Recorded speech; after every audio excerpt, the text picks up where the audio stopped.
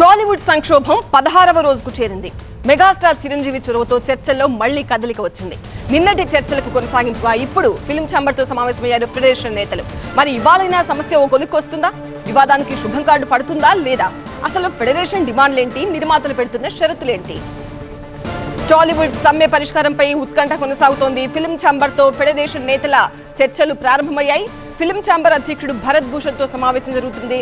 నిర్మాతల షరతులు, కార్మికుల డిమాండ్లపై చర్చలు జరుగుతున్నాయి. ఇవాల్టితో సమస్య ఒక కొలిక్కొస్తుందని ఫెడరేషన్ ఆశాభావం వ్యక్తం చేస్తోంది. అయితే ఫిల్మ్ ఛాంబర్దే తుది నిర్ణయం అంటున్నారు ప్రొడ్యూసర్స్. నిన్న చిరంజీవికి తమ సమస్యలన్నీ వివరించారు సినీ కార్మికులు. ఫిల్మ్ ఛాంబర్ ఫెడరేషన్ చర్చల తర్వాత మళ్లీ చిరుతో భేటీ ఉంటుంది. 4 డిమాండ్లను నిర్మాతల ముందుంచింది ఫెడరేషన్. నిర్మాతల షరతుల్లో రెండింటిని వ్యతిరేకిస్తున్నాయి కార్మిక సంఘాలు. ఫ్లెక్సిబుల్, డబుల్ కాల్ షీట్స్ పైనే సందిగ్ధత కొనసాగుతోంది. ఫిల్మ్ ఫెడరేషన్ ఇవాళ సర్వసభ్య సమావేశం నిర్వహించింది. సినీ కార్మికులకు సంఘీభావం ప్రకటించిన తమ్మారెడ్డి భరద్వాజ వేతనాలు పెంచాల్సిందే అని డిమాండ్ చేశారు. కార్మికుల కష్టాలను నిర్మాతలు అర్థం చేసుకోవాలని సూచించారు. అయితే నిర్మాతల ముందు ప్రధానంగా 4 డిమాండ్లు ఉంచింది ఫెడరేషన్. ఆ 4 డిమాండ్ ఏంటో ఒకసారి చూద్దాం. డిమాండ్ నెంబర్ 1, ఇక్కడ కార్మికులు లేకపోతేనే ఇతర ప్రాంతాల నుంచి తెచ్చుకోవాలి. డిమాండ్ నెంబర్ 2, ఫైటర్స్ డాన్సర్స్ రేషియోపై చర్చించి నిర్ణయం తీసుకోవాలి. Demand number 3, Sunday single call sheet కు ఒప్పుకునేది లేదు. డిమాండ్ నెంబర్ 4, 6 గంటల కాల్ షీట్ ఉండాలన్నారు ఫెడరేషన్ అధ్యక్షుడు వల్లభనేని అనిల్.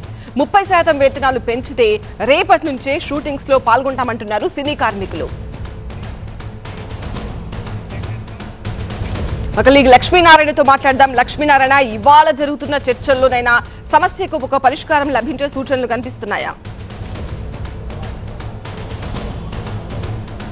ప్రస్తుతం ఫిలిం ఫెడరేషన్ నాయకులతో ఫిలిం ఛాంబర్ అధ్యక్షుడు భరత్ భూషణ్, ఎఫ్డీసీ చైర్మన్ దిల్ రాజు చర్చలు జరుపుతూ ఉన్నారు. ఈ 16 రోజులుగా జరుగుతున్న చర్చల్లో కొన్ని అంశాలు మాత్రమే ఇంకా పీఠమిడు వీడాల్సి ఉంది. అంటే ఇప్పటి వరకు ఈ 2 అంశాలే, ఒకటి 9-9 కాల్ షీటు, 6-6 కాల్ షీటు ఉన్నదాన్ని 9-9 కాల్ షీటు మార్చాలంటాము.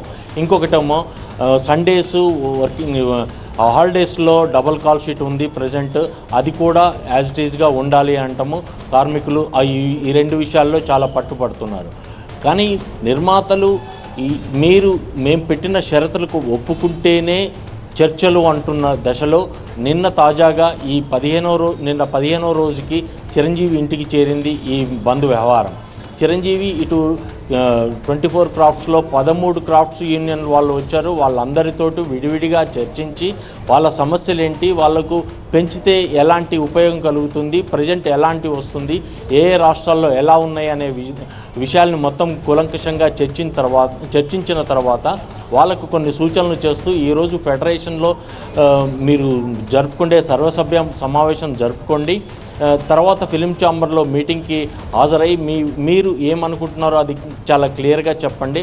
ఆ తర్వాత ఏమైనా మీకు అనుకూలంగా లేని విషయాలు కానీ, మీకు ఏదైనా అంశాల్లో డౌట్లు ఏమన్నా ఉన్నా కానీ ఆ విషయాల గురించి తర్వాత చర్చిస్తామని చెప్పడం జరిగిందని నిన్న ఫెడరేషన్ నాయకులు చెప్పారు.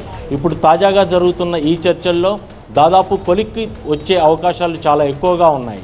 ఒకవేళ వీళ్ళు పట్టుబిడని ధోరణిలో ఉంటే మాత్రం పరిణామాలు వేరుగా ఉంటాయి, పరిణామాలు ఇబ్బందిగా ఉంటాయి అనే కోణాన్ని కూడా ఫిలిం ఛాంబరు ఈ కార్మిక నాయకులకు వివరించే అవకాశం ఉంది. నిన్న నిర్మాతలు వీళ్ళకి పూర్తి స్థాయి బాధ్యతలు అప్పగిస్తూ వీళ్ళ నిర్ణయమే ఫైనల్ నిర్ణయంగా చెప్పారు. చూడాలి ఇప్పుడు తాజాగా జరుగుతున్న ఎఫ్డీసీ చైర్మన్, ఛాంబర్ అధ్యక్షుడు సమావేశంలో ఎలాంటి నిర్ణయాలు తీసుకుంటారనేది చూద్దాం.